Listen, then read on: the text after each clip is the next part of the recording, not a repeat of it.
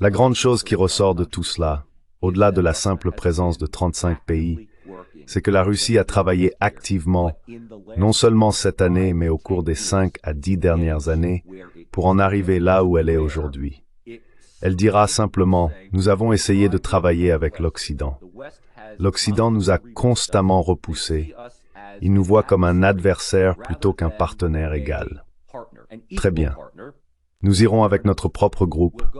Nous créerons notre propre, pas tant une pièce séparée, mais nous créerons notre propre réseau d'alliances et nous les ignorerons complètement.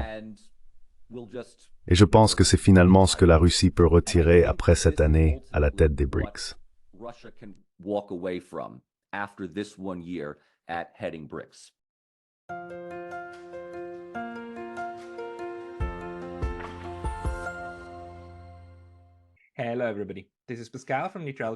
Bonjour à tous.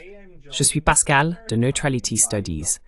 Et aujourd'hui, je suis rejoint pour la 3e fois par le Dr Michael Rossi, qui est maître de conférence à l'Université Rutgers dans le New Jersey, où il enseigne les sciences politiques et les relations internationales.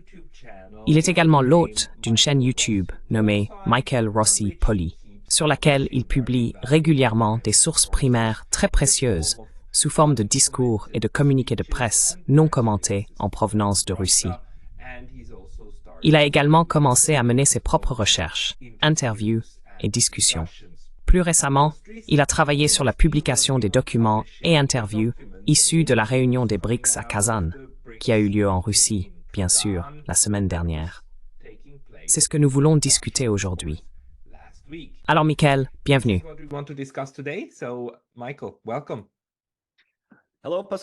Bonjour Pascal, content de te revoir, de retour pour la 3e fois, donc nous devons avoir une très bonne entente entre nous ici. Heureux d'être de retour. J'adore discuter avec vous. Votre niveau d'analyse est absolument brillant et votre compréhension de ce qui se passe en Russie et autour est impressionnante.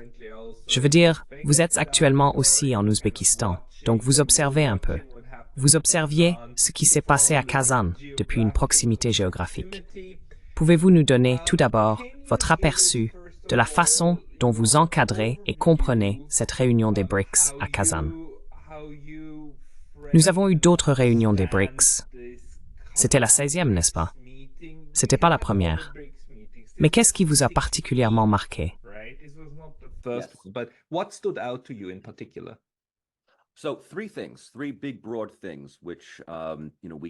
Alors 3 grandes choses que nous pouvons disséquer au cours de la prochaine heure environ. La première observation majeure, et c'est probablement la plus importante, est que la réunion des BRICS à Kazan a été pour la Russie un succès retentissant. 35 pays ont participé, 6 chefs d'organisations internationales, dont Antonio Guterres, le secrétaire général de l'ONU, étaient présents. Donc, si l'Occident, et nous parlons des États-Unis en particulier, avait l'espoir de gagner politiquement, de sanctionner économiquement la Russie ou d'isoler la Russie, cela a été un échec. Je veux dire, cela a été, du moins pour l'Occident, un échec absolu, à mon avis, pour s'assurer que la Russie soit isolée au-delà de quelques petits pays sans importance.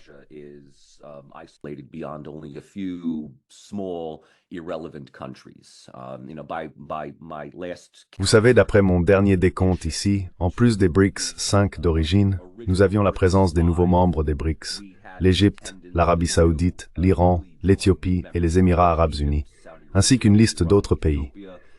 Je veux dire, je peux les énumérer ici. Arménie, Azerbaïdjan, Biélorussie, Congo, Cuba, Indonésie et Kazakhstan. Ce qui était important car le Kazakhstan avait poursuivi une politique étrangère de diplomatie multivectorielle pendant des années. Le fait que le Kazakhstan et son président, Kassym-Jomart Tokayev, étaient présents était significatif. Étaient également présents le Laos, la Malaisie, la Mauritanie, la Mongolie, le Nicaragua, la Palestine, la Serbie, le Sri Lanka, le Tadjikistan, la Thaïlande, la Turquie, le Turkménistan et l'Ouzbékistan. Donc, le président du pays dans lequel je me trouve actuellement était également présent.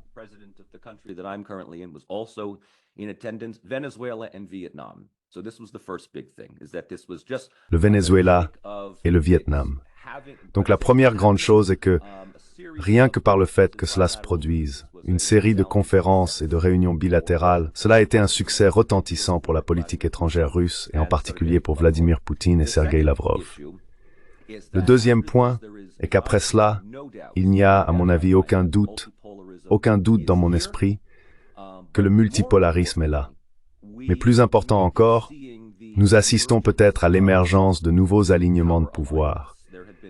Il a beaucoup été question du fait que les BRICS, avec ses 10 membres, peuvent servir de contrepoids au G7. Donc je sais que nous parlons beaucoup du passage à un monde multipolaire, mais cela reste dans le concept des relations d'État à État.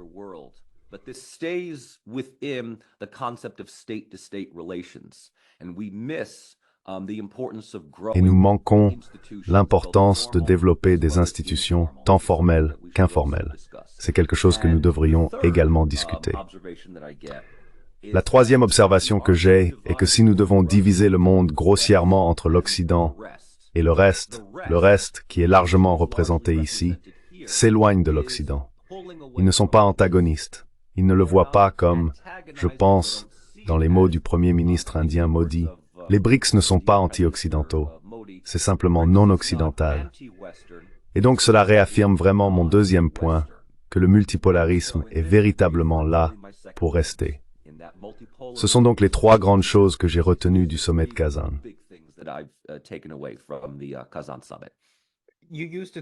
Vous utilisez le terme multipolarisme. L'utilisez-vous intentionnellement? Pas multipolarité, mais isme. Y a-t-il une signification derrière cela? Ou les utilisez-vous de manière équivalente?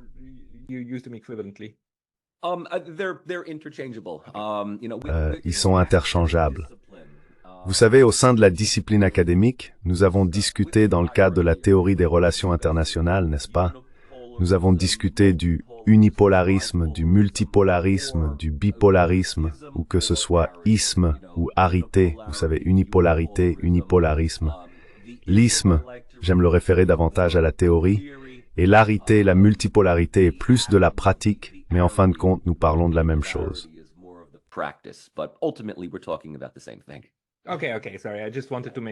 D'accord. Désolé. Je voulais juste m'assurer que je ne manque pas une nuance importante ici. Donc ce sont 3 points très importants.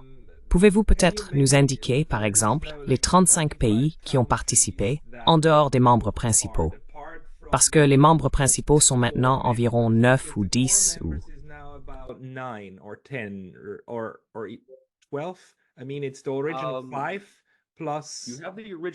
Je veux dire, c'est les 5 originaux plus... Vous avez les 5 originaux. L'idée était d'en amener 6, y compris l'Argentine.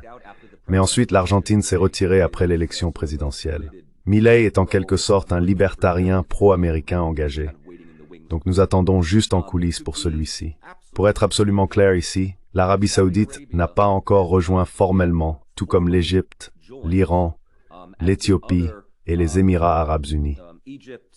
Ils ont rejoint formellement le 1er janvier de cette année. L'Arabie Saoudite rejoint, ils le retardent juste.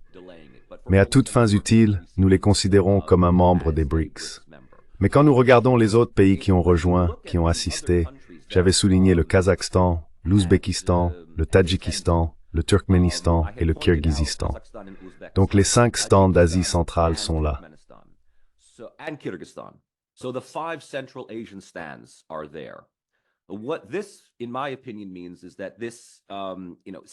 Ce que cela signifie, à mon avis, c'est que cela renforce la position de l'Asie centrale au sein de la coopération de Shanghai, de la nouvelle route de la soie. Je veux dire, il y a plusieurs niveaux de ces divers accords et associations internationaux. Ici, en Asie centrale, on parle toujours de savoir si les États-Unis vont accroître leur influence, leur levier dans la région. Le fait qu'ils soient à la conférence des BRICS ne signifie pas qu'ils vont devenir membres formels, mais les deux ont demandé ce que nous appellerions le statut de partenariat. Donc nous voyons qu'il y a plusieurs niveaux d'association avec les BRICS. Vous avez des membres formels, des relations de partenariat et des projets et entreprises coopératifs. Le fait que le Kazakhstan et l'Ouzbékistan se soient joints ensemble me donne des raisons d'hypothétiser que l'Asie centrale fait désormais définitivement partie de cette association plus large.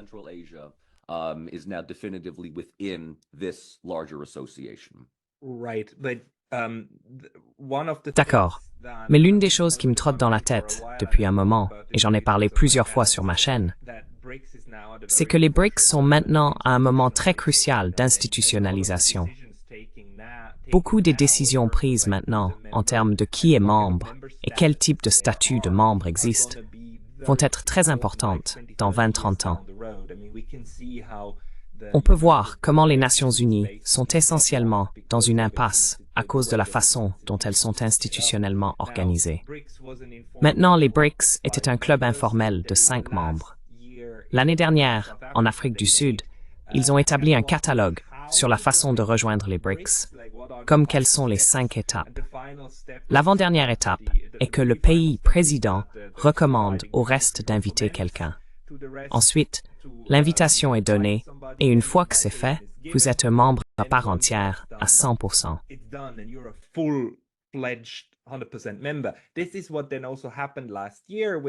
C'est ce qui s'est passé l'année dernière avec ces, comme nous le savons maintenant, 5 ou 6 nouveaux membres qui ont rejoint. Ils ont été invités cette année pour la première fois en tant que membres à part entière. L'important est que les membres à part entière ont essentiellement un droit de veto sur tout ce qui se passe, n'est-ce pas? C'est très crucial. En ce sens, le club des BRICS fonctionne un peu comme l'ASEAN. Donc, si vous ajoutez de plus en plus de ces pays, à un moment donné, vous vous retrouverez dans une impasse. Maintenant, avons-nous un nouveau statut? Ces 35 ou, que serait-ce, 25 ou environ, autres pays qui se sont présentés et avaient soit des premiers ministres, soit des ministres des Affaires étrangères là-bas, à ma connaissance, personne n'a été invité directement dans le groupe central. Nous n'avons pas de pays supplémentaires, mais nous avons de nouveaux statuts en association. Pouvez-vous en parler?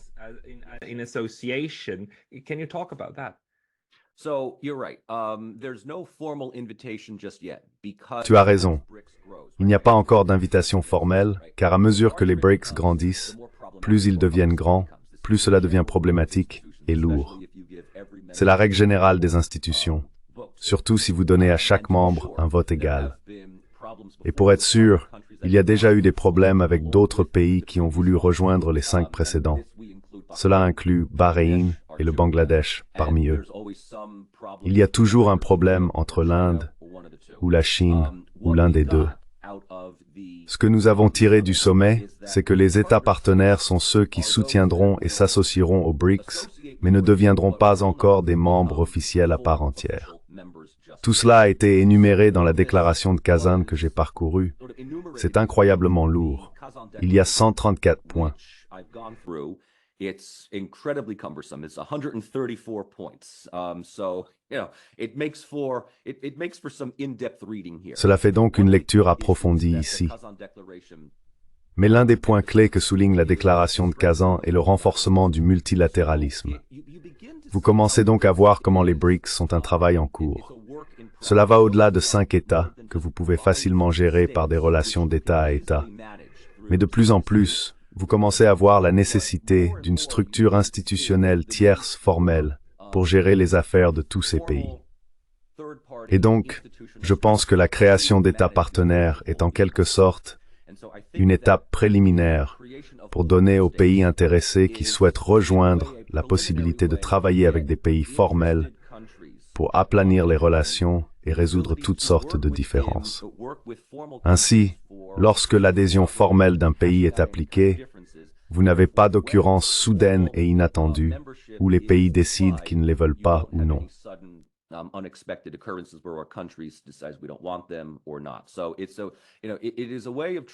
Donc, vous savez, c'est une façon d'essayer de créer presque une mini-organisation des Nations Unies. Mais ce qui est également important dans cela, c'est l'adhésion clé au principe de la Charte de l'ONU, ce qui est la raison pour laquelle Guterres a été invité. Comme vous le soulignez, les Nations Unies sont horriblement dans l'impasse, surtout en ce qui concerne le Conseil de sécurité. Et pourtant, il y a toujours ces éloges élevés pour l'ONU, au moins pour son intention originale, n'est-ce pas, son idée originale. Et peut-être j'ai entendu certaines personnes émettre l'hypothèse, ce sont des éditoriaux, ce n'est rien de vraiment académique, que si vous laissez de côté l'Occident et que vous avez le reste comme une sorte de dérivé plus petit de l'ONU, vous pourriez en fait accomplir quelque chose de plus.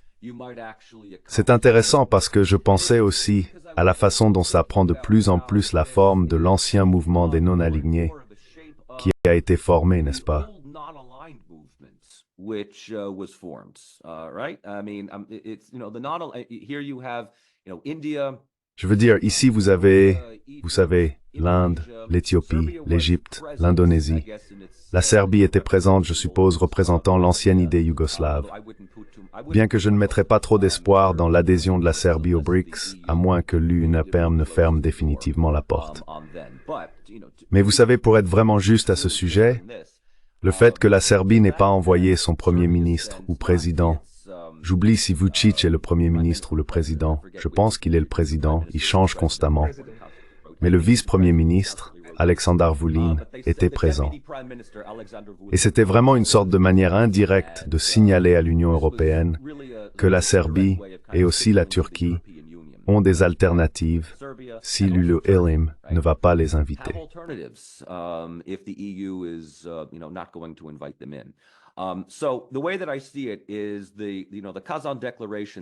Donc, à mon avis, la déclaration de Kazan établit des étapes pour l'harmonisation des membres formels ainsi que des États partenaires. D'après ce que j'ai compris, les pays qui ont officiellement demandé l'adhésion, Azerbaïdjan, Bangladesh, Myanmar, Pakistan, Sénégal, Sri Lanka, Syrie et Venezuela, ont demandé une adhésion formelle. Ceux qui ont officiellement demandé à être des États partenaires pour le moment sont la Turquie, l'Indonésie, l'Algérie, la Biélorussie, Cuba, la Bolivie, la Malaisie, l'Ouzbékistan, le Kazakhstan, la Thaïlande, le Vietnam, le Nigeria et l'Ouganda. Donc lorsque Poutine fait ses remarques sur le fait que des États font la queue pour rejoindre les BRICS, nous commençons déjà à voir des États membres à plusieurs niveaux. Cela montre que les BRICS deviennent beaucoup plus complexes par rapport à leur fondation initiale. Je pense que c'est l'une des autres choses que nous pouvons tirer du sommet de Kazan.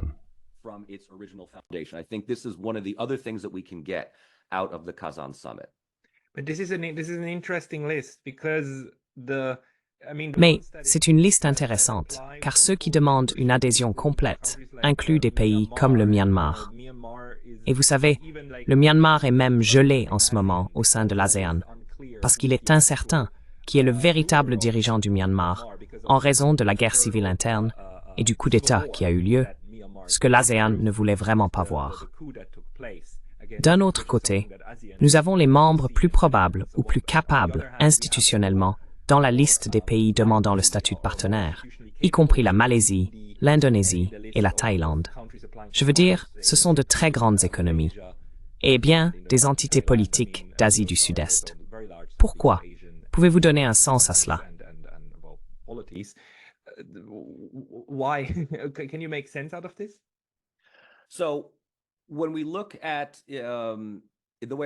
Alors, lorsque nous examinons les futures zones d'intérêt géostratégique dans le monde, l'Asie du Sud-Est est certainement l'une de celles qui se préparent pour le bloc occidental, qui inclut les États-Unis, Taïwan, la Corée du Sud et le Japon, et l'expansion de l'influence des BRICS. Quand nous regardons, disons, la Thaïlande, la Malaisie et l'Indonésie, l'ASEAN y était représenté de manière non officielle. À ma connaissance, et cela je l'ai seulement recueilli à partir de certains commentaires, les BRICS travaillent avec l'ASEAN pour aplanir beaucoup de ces différences, y compris la controverse sur la reconnaissance de quel gouvernement est le légitime au sein du Myanmar.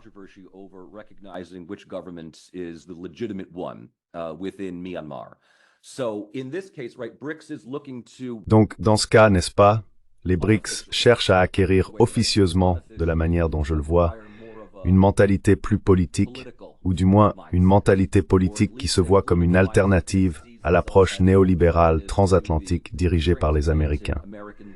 À cet égard, les BRICS s'intéressent à des régions comme l'Asie du Sud-Est, l'Afrique et l'Amérique latine, mais principalement à travers le prisme économique, comme une alternative à celui du réseau d'alliances dirigé par les Américains.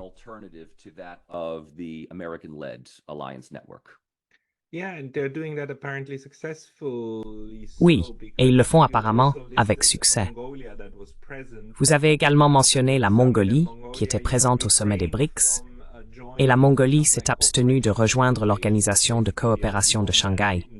C'est essentiellement la seule qui n'a pas rejoint, mais elle n'est qu'un État observateur. Donc, en un sens, les BRICS réussissent à signaler aux pays hésitants que ce n'est pas une alliance et ce n'est pas un club fixe, mais c'est plutôt une situation de tout ce qui fonctionne pour vous, nous essaierons de l'accommoder. Je veux dire, les BRICS sont souvent comparés au G7 ou au G20, mais je pense qu'à ce stade, ils commencent vraiment à se comporter différemment en tant qu'initiative propre dans les affaires mondiales. C'est difficile. Peut-être que le NAM est la chose la plus proche à laquelle on peut le comparer.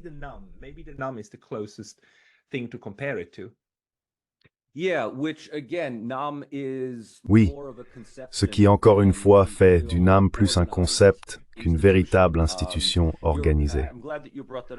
Je suis content que vous ayez mentionné cela à propos du G7, parce que, de la même manière qu'il a été souligné que les BRICS ne sont pas anti-occidentaux, il a également été souligné que les BRICS ne vont pas devenir un autre G7.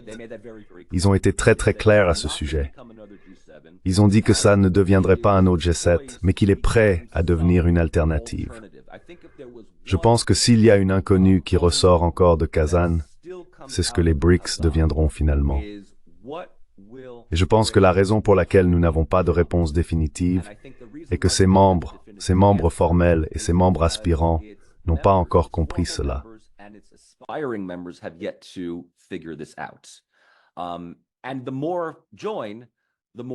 Et plus il y a de participants, plus il y a de voix, plus il y a d'apports, plus il y a de cacophonie qui accompagne cela.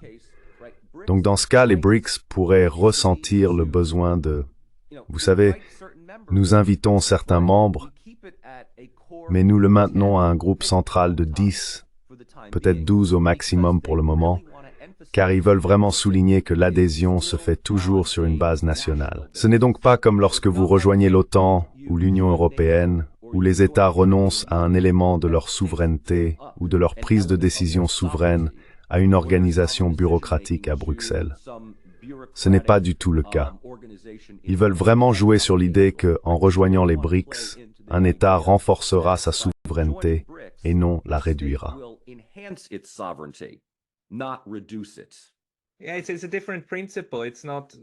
Oui, c'est un principe différent. Vous ne renoncez pas à la prise de décision souveraine, mais cela signifie que les BRICS, malgré tout l'élan qu'ils ont, et en ce moment ils ont un grand élan, c'est un défi majeur. Et encore une fois, vous savez, j'ai appris le week-end dernier de l'ancien ministre des Affaires étrangères de Malte, Alexander Trigona, qui était ici au Japon pendant que nous faisions du shopping Pokémon pour ses petits-enfants. Il m'a raconté l'histoire du mouvement des non-alignés, NAM, et de Malte faisant partie du NAM. Et il a dit que la principale raison pour laquelle le NAM n'a jamais eu de secrétariat permanent et n'a jamais eu de structure plus permanente est que Tito de Yougoslavie était fermement opposé à cela. Tito a dit que si nous faisons cela, si nous avons des structures permanentes, les Soviétiques les saperont.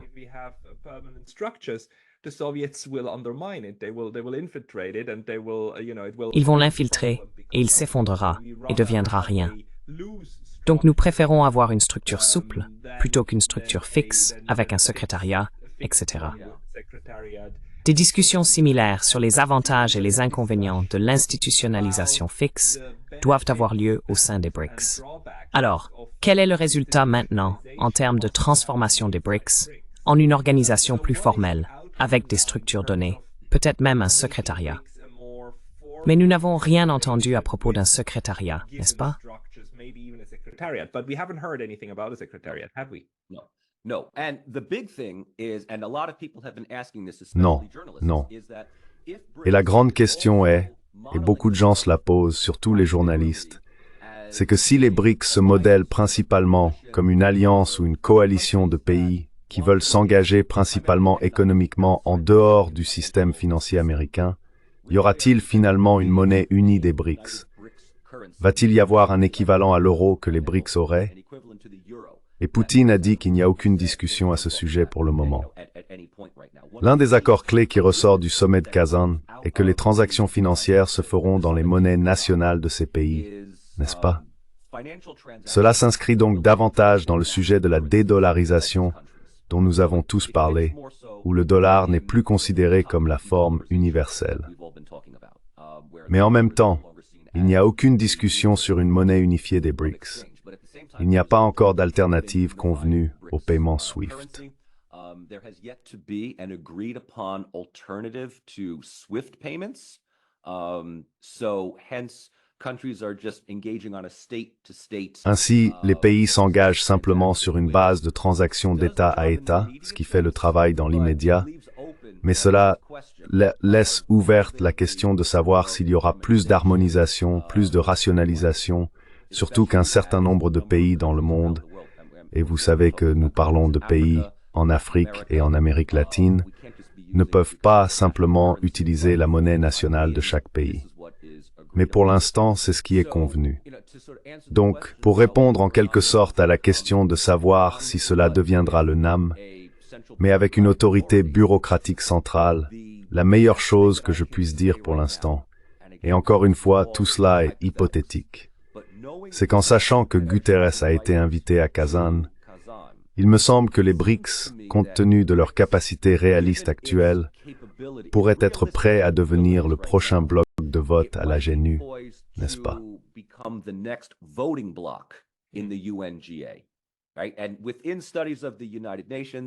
Et dans les études des Nations Unies, vous savez, les blocs de vote, Nord contre Sud, Est contre Ouest, Premier monde contre Deuxième monde, avec le tiers-monde étant, vous savez, le trouble fait.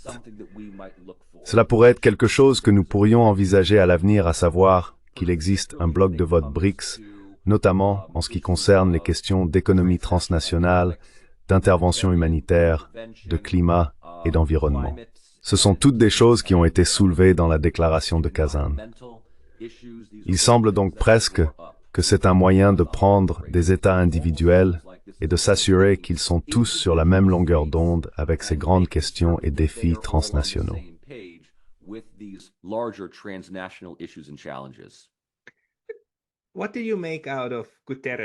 Que pensez-vous de Guterres qui s'y rend réellement? Je veux dire, cela m'a vraiment surpris. Je ne pensais pas que l'ONU s'impliquerait à ce niveau. Je veux dire, d'accord, d'une part, il n'a pas un autre mandat devant lui, donc personnellement, ça va. Mais il s'est vraiment beaucoup exposé ici, n'est-ce pas?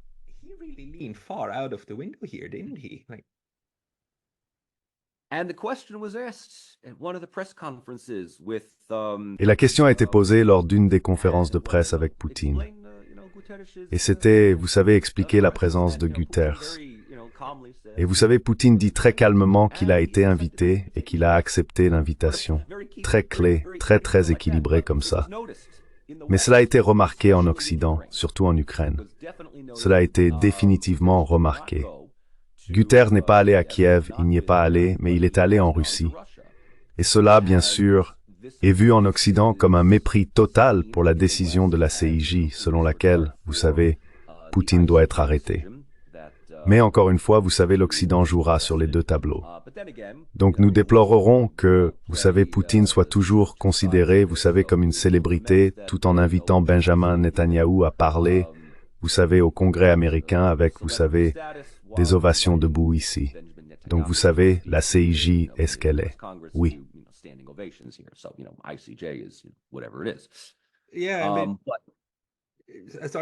Désolé, je veux juste ajouter que c'était la décision de la CPI, n'est-ce pas? Pas de la CIJ. Tu as raison. Je suis désolé. La CIJ fait partie de l'ONU. La CPI ne l'est pas. C'est le statut de Rome.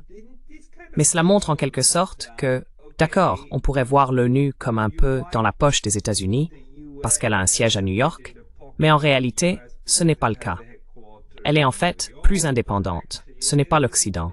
L'ONU n'est pas une institution de l'Occident. C'est en fait une institution mondiale. Et Guterres a effectivement dit, comme oui d'accord. Donc, j'ai beaucoup de membres qui se rassemblent là-bas. Ils m'invitent. Je devrais probablement y aller.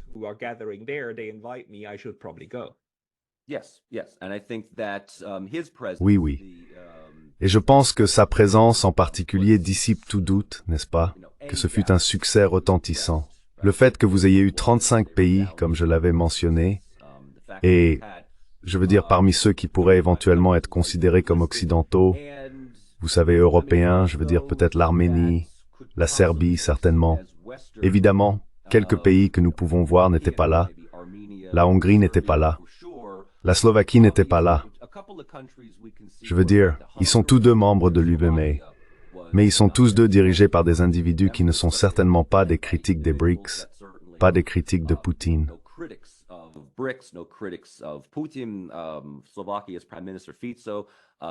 Le Premier ministre slovaque Fico a déclaré hier ou avant-hier qu'il prévoyait de se rendre à Moscou l'année prochaine pour le jour de la victoire, pour le 80e anniversaire de la fin de la Seconde Guerre mondiale. Nous ne savons pas ce qu'Orban fera, mais il n'était pas là. La Serbie était le seul pays européen présent. Les autres venaient soit d'Amérique latine, du Moyen-Orient, de l'ex-Union soviétique, soit du Sud global. Vous pourriez les appeler le Sud global ou le monde en développement. Ils représentent également un pourcentage important de la population mondiale. Donc à cet égard, Guterres s'y rendant en tant que chef de l'ONU, nous devons comprendre que, oui, son siège principal est à New York, mais c'est une organisation mondiale.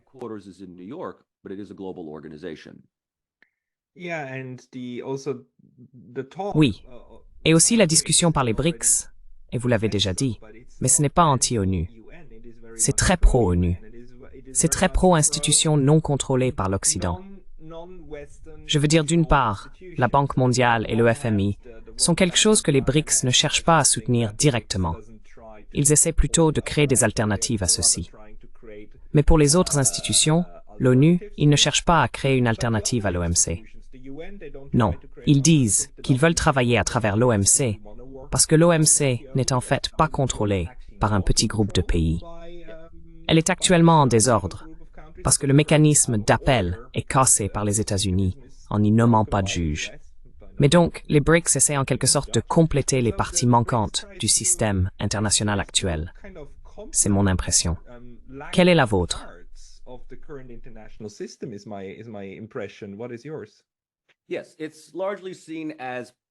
Oui, c'est largement perçu comme une tentative de résoudre les problèmes avec l'ONU, en abordant la nécessité de réformer l'ONU, ce qui est, vous savez, un sujet de discussion depuis les années 1980.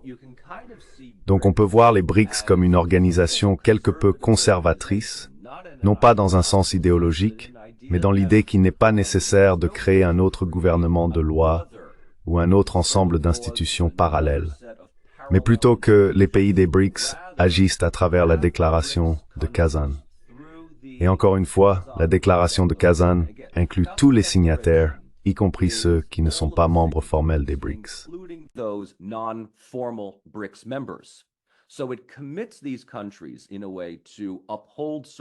Cela engage ces pays à respecter certains principes, renforçant ainsi le multilatéralisme, abordant la sécurité mondiale et régionale, la coopération financière et économique et les échanges humanitaires. Une section importante était consacrée à la paix et à la sécurité au Moyen-Orient, avec un soutien formel à la création d'un État palestinien. Beaucoup des pays présents, pas tous, mais beaucoup, reconnaissent la Palestine comme un État souverain dans les frontières de l'ONU de 1967, ce qui signifie également Jérusalem-Est comme capitale d'un futur État palestinien. Cela donne donc simplement plus de poids, ou du moins plus de force et de crédibilité aux institutions et principes de l'ONU déjà établis.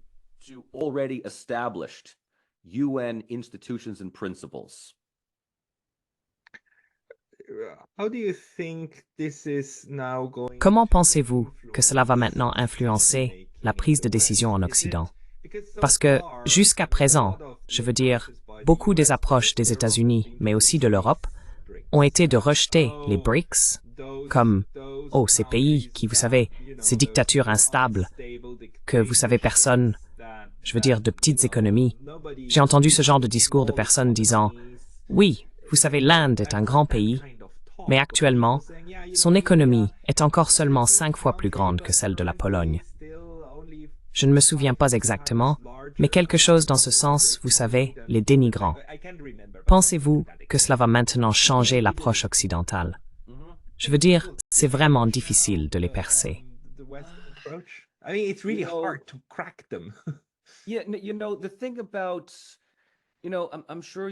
Oui, vous savez, le truc à propos de...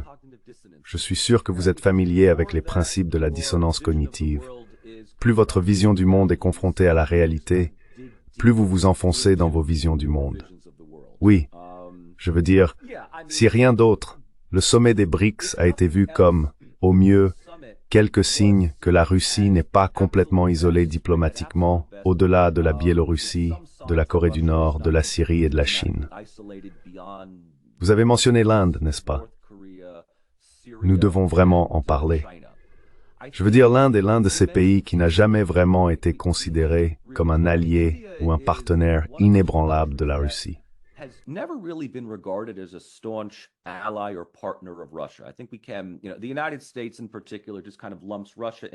Je pense que les États-Unis en particulier ont tendance à regrouper la Russie et la Chine ensemble. Et cela a été pleinement visible à Kazan, car les relations russo-chinoises sont plus proches que jamais. Mais l'Inde a toujours été un peu le facteur décisif. On m'a rappelé que peu après le début de l'opération militaire spéciale, la guerre en Ukraine, l'Inde a été l'un des premiers pays à ignorer complètement les sanctions imposées contre la Russie et à continuer d'acheter du pétrole et du gaz naturel en utilisant à la fois le rouble et la roupie. D'une certaine manière, l'Inde avait sauvé la Russie d'un effondrement économique initial. Saved Russia from, initial economic collapse. So if the West wants to continue to disregard. Donc si l'Occident veut continuer à ignorer cela, comme vous savez, le monde en développement, le tiers-monde, vous savez quel que soit le cliché orientaliste que vous voulez utiliser pour classer le Sud global en dehors du jardin de Joseph Borrell, faites-le à vos risques et périls. Mais ne soyez pas surpris alors lorsque des pays comme Cuba ou le Venezuela parviennent à survivre à leurs propres sanctions imposées par l'Occident. Cuba a officiellement postulé en tant qu'État partenaire des BRICS. Le Venezuela a demandé à devenir membre à part entière. Donc je dirais, si j'étais un analyste de la politique étrangère américaine à Washington, au département d'État, je ne parle pas seulement du milieu universitaire. Je parle d'un analyste politique.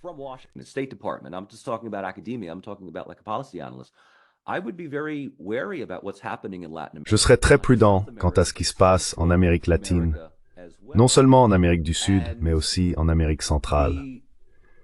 La tendance à rejeter tout ce qui est en dehors du G7, simplement en disant que ces économies sont beaucoup plus petites que les économies américaines ou britanniques. Les gens ont souvent dit que l'économie russe est à peu près aussi grande que l'économie italienne. Très bien, mais l'économie russe est en croissance, et en même temps, ils ne sont vraiment plus intéressés par ce que l'Occident a à dire. C'est comme d'accord, vous voulez nous rejeter? Allez-y. Nous continuons à former notre propre groupe. Et encore une fois, ils ne sont même pas intéressés à démanteler ou à déloger le G7.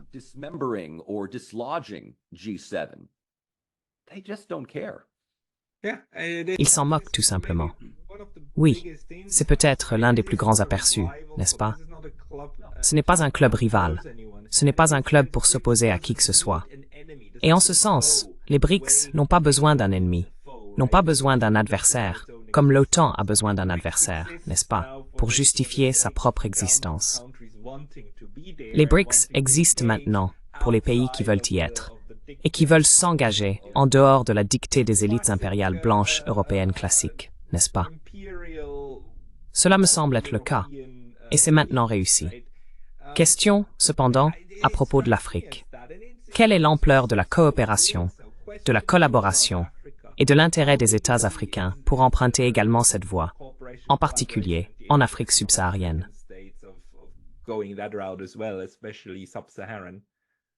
So obviously the major one is South Africa.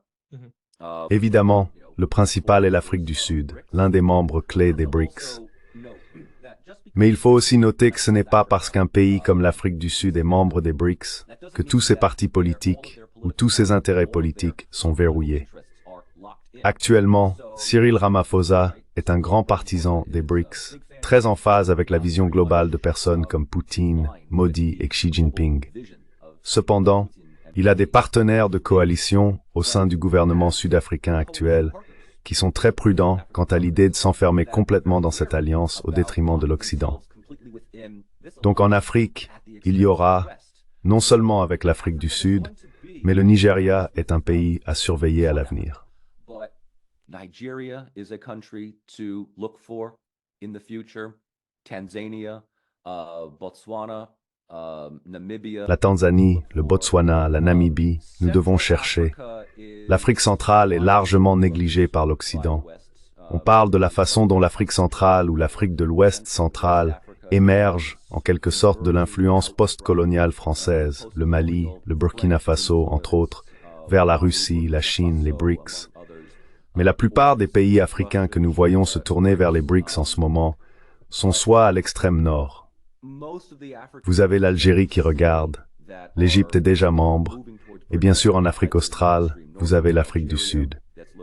L'Afrique centrale va être un plateau de jeu majeur dans les prochaines années et décennies.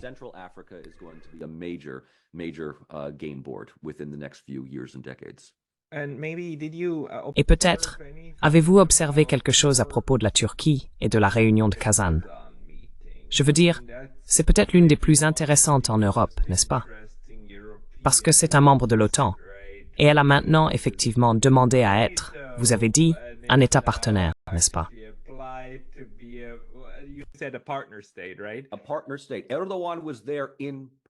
Un État partenaire. Erdogan était là en personne, n'est-ce pas? Donc on ne parle pas d'un vice-ministre des Affaires étrangères ou d'un autre fonctionnaire, on parle du chef de l'État. Les relations russo-turques sont assez intéressantes. Vous savez, sur les 7 jours de la semaine, la Russie et la Turquie s'entendent parfaitement pendant 4 jours et ont des problèmes les 3 autres. Mais Poutine a déclaré publiquement qu'il aime Erdogan. Il le voit comme quelqu'un avec qui il peut discuter, parler, et la compréhension que l'adhésion éventuelle de la Turquie à l'UMember a été indéfiniment reportée et à ce stade du jeu est presque contre-productive.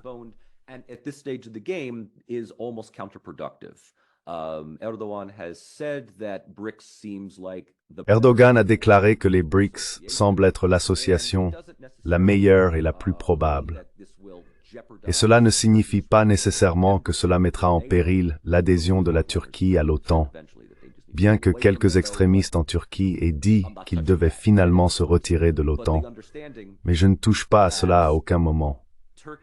Mais il est entendu que l'économie de la Turquie est de plus en plus attirée vers le continent eurasiatique central, l'Inde, la Russie, la Chine, ainsi que leurs relations avec les États d'Asie centrale.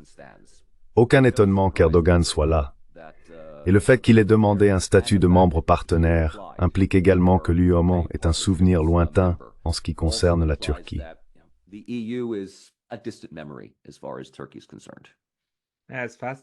C'est fascinant. Avez-vous d'autres observations sur la réunion de Kazan qui n'ont peut-être pas été beaucoup discutées dans les médias?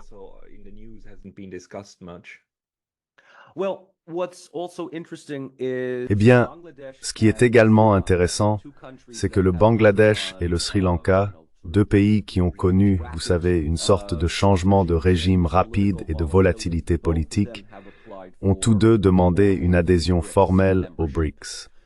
À mon avis, des États volatiles comme ceux-ci, en particulier ceux qui souhaitent éviter d'éventuelles révolutions de couleur ou toute ingérence de l'Occident, voient les BRICS peut-être pas comme une sécurité politique, mais certainement économique.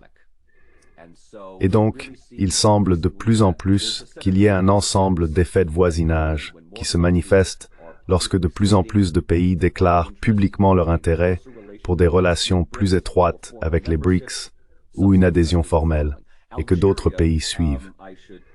L'Algérie, je devrais le mentionner, avait demandé une adhésion plus tôt, mais avait été en quelque sorte mise de côté. J'oublie quel pays c'était. Je pense que l'Inde avait un problème avec l'Algérie.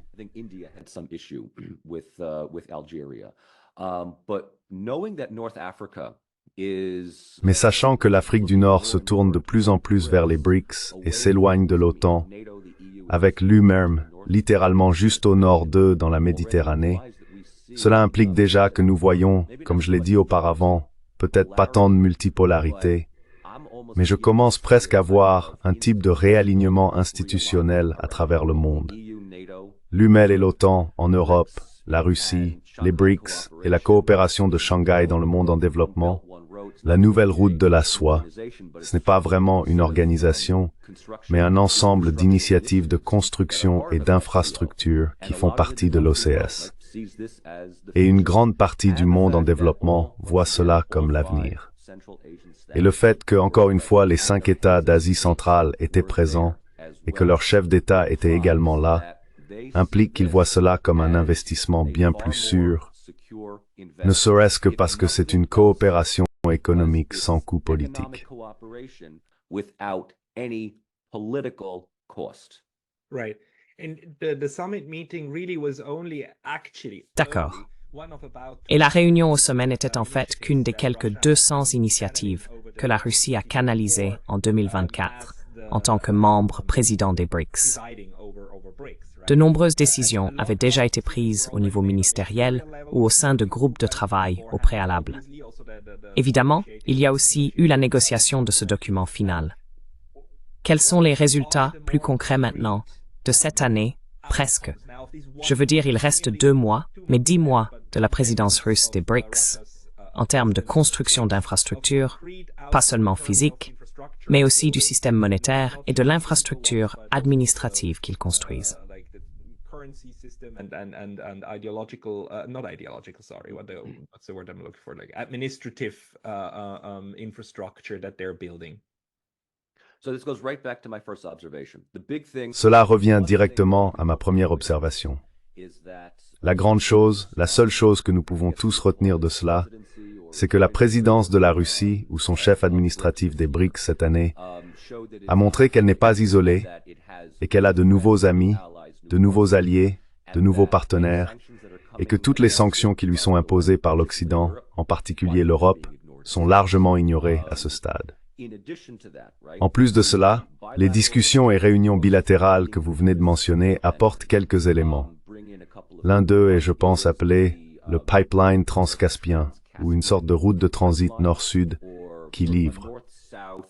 transit routes that deliver it's a road network, rail network and pipeline network from Russia. C'est un réseau routier, ferroviaire et de pipeline de la Russie à travers l'Azerbaïdjan, descendant à travers la mer Caspienne jusqu'en Iran et à travers le golfe Persique. Cela constitue effectivement un moyen de contourner complètement l'Europe. Ainsi, dans ce contexte, la Russie est très active et en bonne santé. La Russie a réussi à se détourner de l'Europe. En fait, j'irais même jusqu'à dire que si nous nous souvenons approximativement, il y a 15, presque 20 ans, Poutine a prononcé son discours célèbre, infâme, à la conférence de sécurité de Munich en 2007. Cela est largement considéré comme la première véritable critique verbale, avertissement, critique de la politique étrangère libéraliste dirigée par les Américains. Of American-led liberalist foreign policy. And you could have seen the dagger eyes. Et vous auriez pu voir, vous savez, les regards de poignard venant de nombreux chefs d'État occidentaux dans le public. Un an plus tard, en 2008, une année incroyablement importante, le Kosovo déclare unilatéralement son indépendance, le sommet de Bucarest, le sommet de l'OTAN à Bucarest, donne verbalement son approbation pour une éventuelle adhésion de la Moldavie, de la Géorgie et de l'Ukraine. Des signaux d'alarme majeurs. La guerre en Géorgie, sur l'Abkhazie et l'Ossétie du Sud. L'intervention de la Russie. C'est la Russie protestant ouvertement contre le monopole perçu de l'Occident sur la politique étrangère, et vraiment le début de la perception de la Russie comme un adversaire et non comme un partenaire docile.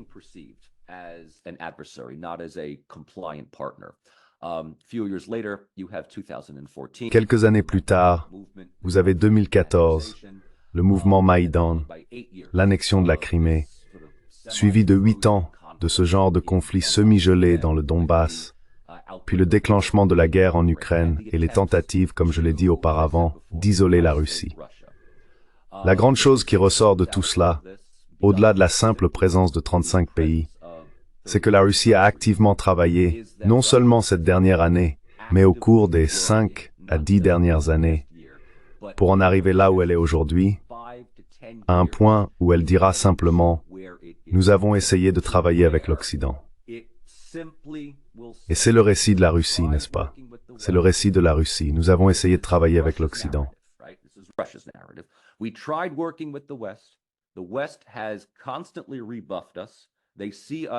L'Occident nous a constamment repoussés.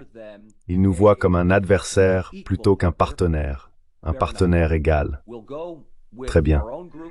Nous allons former notre propre groupe, nous allons créer le nôtre, pas tant une pièce séparée, mais nous allons créer notre propre réseau d'alliances et nous les ignorerons complètement. Et je pense que c'est finalement ce que la Russie peut retirer après cette année à la tête des BRICS, n'est-ce pas? Parce qu'ils ont présidé à l'expansion des membres des BRICS, ils ont présidé à un certain nombre de candidatures formelles pour une future adhésion, ainsi qu'au statut de partenariat, ce qui montre que si rien d'autre, n'est-ce pas, la Russie a des partenaires, des alliés, ou simplement des intérêts coopératifs dans le monde en développement.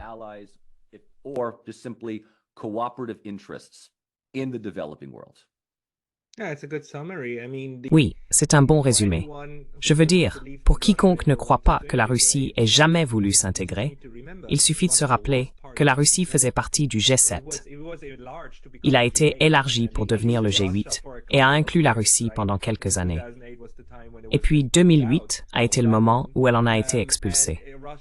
Et la Russie a postulé, ou du moins a signalé son intérêt à devenir membre de l'OTAN à 2 reprises. C'était une idée de la Russie, qui remonte bien sûr à l'époque soviétique, sous Mikhail Gorbatchev, pour créer une maison européenne commune, pour créer des structures et s'intégrer. Et cela, du moins selon Jeffrey Sachs, a été très clairement rejeté par Washington et Bruxelles comme un grand non. Et maintenant, ce que nous voyons 15 ans plus tard, c'est que d'accord, la Russie travaille avec d'autres partenaires et ils créent simplement leur propre club.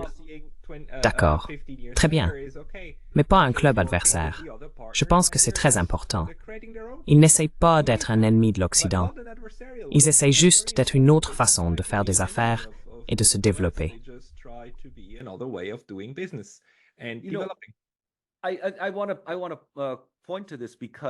Je veux souligner cela parce que tant Poutine que Lavrov, lorsqu'ils donnent des conférences de presse, lorsqu'ils s'adressent à des audiences, nous devons savoir, malheureusement, la plupart de ces informations sont indisponibles en Occident, non pas à cause d'une barrière linguistique, mais parce que les réseaux sociaux et les médias les ont tout simplement interdites. C'était ignoré. La réunion de Kazan a été essentiellement ignorée par le New York Times et le Morning Post. Je veux dire, les minuscules mini-articles, ils ne représentent rien. C'est absolument fantastique.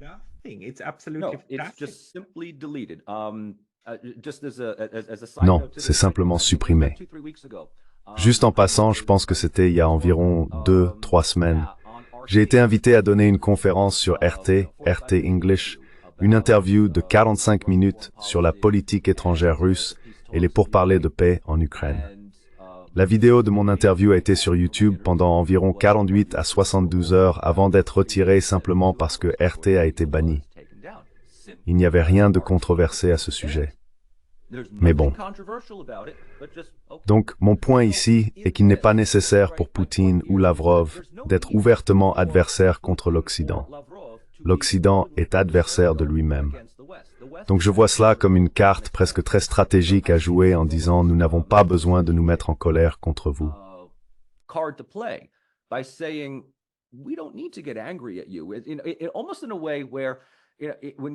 Presque d'une manière où, lorsque vous avez affaire, disons, à un partenaire de relations problématiques, comme quelqu'un avec un trouble de la personnalité narcissique ou quelque chose de ce genre, la meilleure façon de gérer cela efficacement, est de couper tout contact.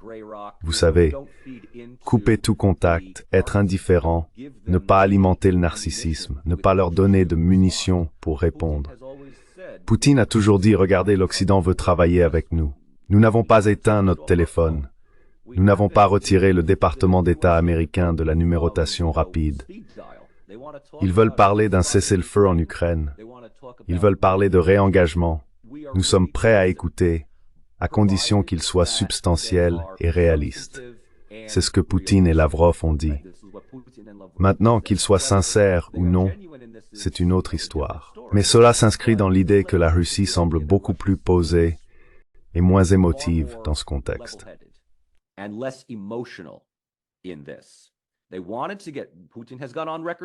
Il voulait obtenir, Poutine a déclaré publiquement que la Russie a demandé à rejoindre l'OTAN. L'OTAN a dit non. Très bien. Mais si vous allez toujours donner le feu vert à l'Ukraine, la Géorgie, la Moldavie, peut-être même l'Arménie, n'est-ce pas? Nous devons également nous rappeler qu'il y a encore des questions non résolues avec l'Arménie. Cela crée un dilemme de sécurité. Je veux aussi dire une chose. En parlant de l'Arménie, beaucoup de gens, beaucoup de mes étudiants, ont noté qu'à la session plénière plus large, Pachinian était assis directement à côté d'Aliyev. L'Arménie et l'Azerbaïdjan ont été placés juste à côté l'un de l'autre à la table. Vous pouvez seulement imaginer de quoi ils ont dû parler. Mais à quelques reprises, les deux semblaient engager une sorte de conversation légère d'avant en arrière. Mais je suis très curieux de voir quel accord final résultera du fiasco du Karabakh.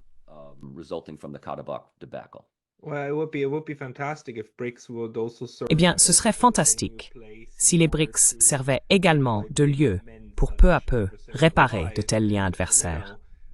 Et vous savez, ce serait en quelque sorte un modèle asiatique, n'est-ce pas, de gestion des conflits, parce que nous avons l'Inde et la Chine dans le groupe central.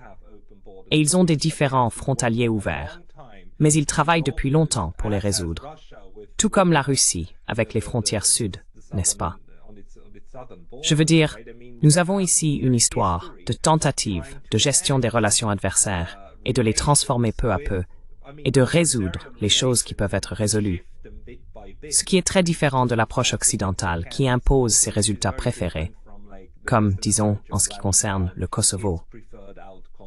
Tout le monde doit simplement accepter le fait que le Kosovo est maintenant séparé du reste de la Serbie, et les États-Unis y ont une énorme base militaire. Point final. Le BRICS ne fonctionne pas sur cette prémisse. Non. En fait, si je regarde ici, les pays présents, je veux dire, je pourrais me tromper. La Turquie reconnaît le Kosovo. La Mauritanie l'a reconnu à un moment donné. Je ne sais pas à quel point cette reconnaissance est profonde. Je sais que la Turquie a certainement des liens diplomatiques avec le Kosovo, mais la grande majorité des autres ne le reconnaissent pas. Vous savez, cela ne veut pas dire que vous savez, le Kosovo est étrange parce que les gens disent qu'il n'est connecté à rien aujourd'hui. Mais pourtant, en même temps, tout découle à un moment donné de cette décision, à mon avis, très irresponsable des États-Unis, de laisser le Kosovo sortir de la médiation de l'ONU.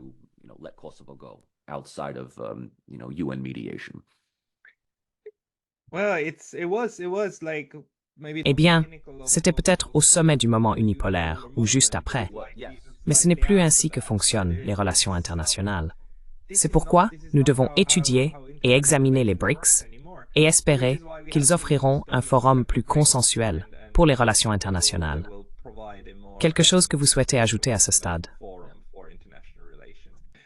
Anything you want to add at this point?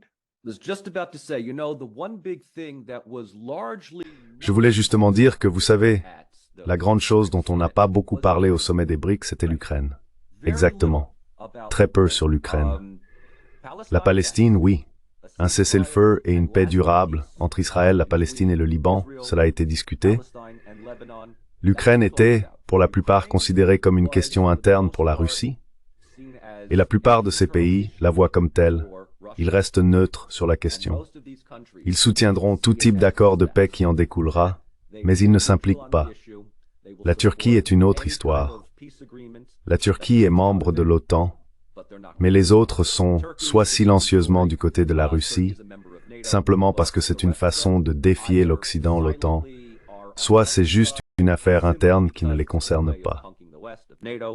Or it's just an internal matter that it's none of their business. And maybe I just add, like, there is Et peut-être devrais-je simplement ajouter que, dans l'une des clauses, il souligne différents principes. Et l'un des principes qu'il affirme est le principe de neutralité. C'est effectivement mentionné, ce qui est intéressant. C'est comme d'accord, vous n'avez pas à choisir. Et pour ma chaîne et mes études, bien sûr, cela montre encore une fois que la carte de la neutralité restera. The neutrality card will remain. But that may explain the presence Oui, mais cela peut expliquer la présence de 3 États d'Asie centrale. Le Kazakhstan, l'Ouzbékistan et le Turkménistan.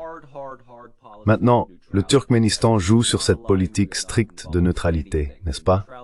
Nous ne sommes pas alignés, nous ne sommes impliqués dans rien. La question de la neutralité peut les attirer. Le Kazakhstan et l'Ouzbékistan sont un peu différents. Des économies plus fortes, des pays émergents sur la carte, le Kazakhstan plus que l'Ouzbékistan. Mais mon argument est toujours que là où va le Kazakhstan, l'Ouzbékistan suit. Mais jouer sur la question de la neutralité et la rendre apolitique est ce qui a invité les 3, en particulier le Kazakhstan, l'Ouzbékistan et le Turkménistan. Studio ici. Oui. Michael Rossi, merci beaucoup pour votre temps aujourd'hui et nous parlerons à nouveau bientôt. Toujours un plaisir d'être sur votre chaîne, Pascal. Merci. Thank you.